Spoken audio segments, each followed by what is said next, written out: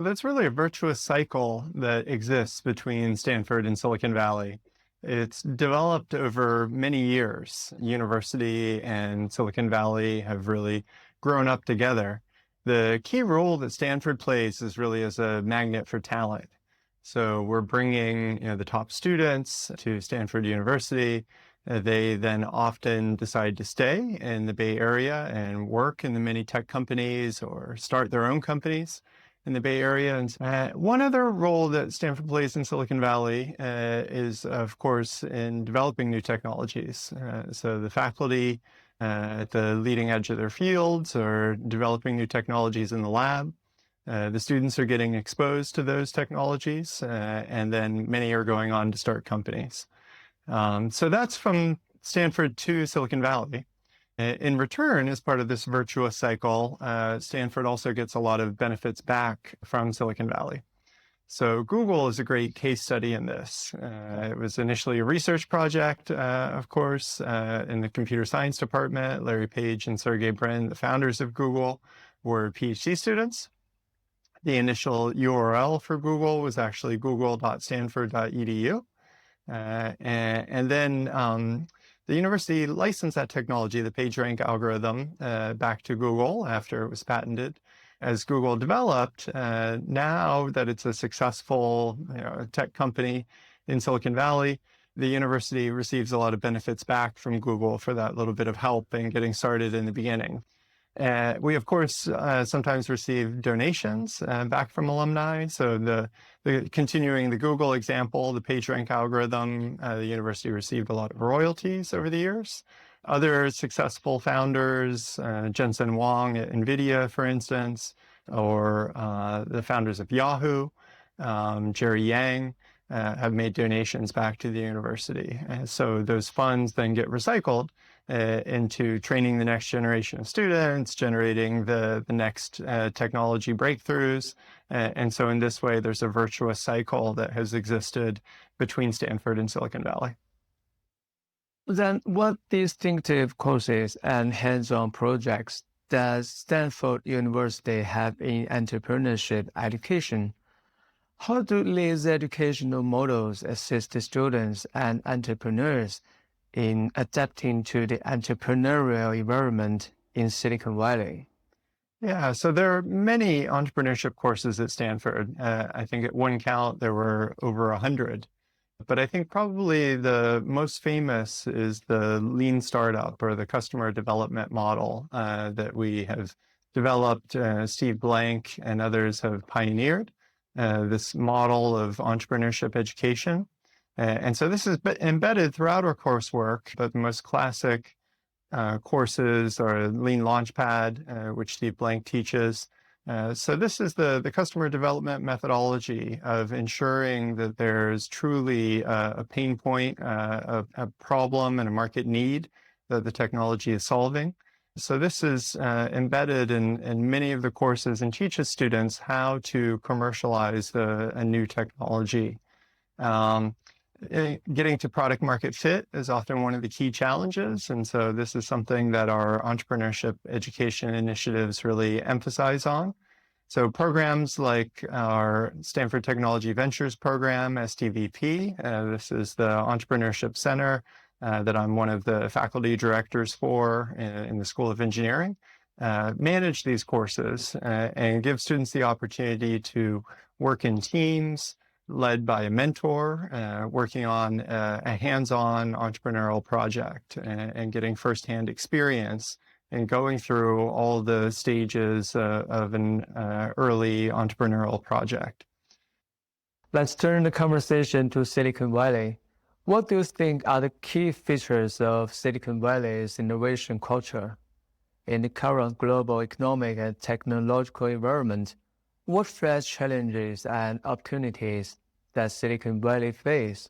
Yeah, well, I think one of the key features that you've really got to highlight first in talking about the unique culture in Silicon Valley is the tolerance for failure. There are very few places around the globe that can tolerate failure at the levels that we have in Silicon Valley. This is just part of the nature of doing something new, inherent in innovation And especially in pursuing the kinds of breakthrough innovations that Silicon Valley has developed around, is a high rate of failure. And so there's a level of risk that we tolerate in Silicon Valley, and that the venture capital model in Silicon Valley allows for, that's really critical to enable engineers, entrepreneurs, to take a risk on trying something truly new and innovative. So the tolerance for failure, the acceptance of risk is one, and the willingness to see a previous failure as a learning experience and something that is to be celebrated, and not as something to be shunned or to shy away from, is really unique in the culture. And then there's also an openness in terms of sharing technological challenges and opportunities. Silicon Valley is famous for engineers getting together after work, trading ideas on the back of a napkin at the various, bars and cafes around. And so I think a lot of people who come to Silicon Valley for the first time really notice this openness in the culture. Finally, in terms of the current challenges and opportunities, everyone's excited about AI, of course. And so there's a lot of both hype and I think real opportunity there.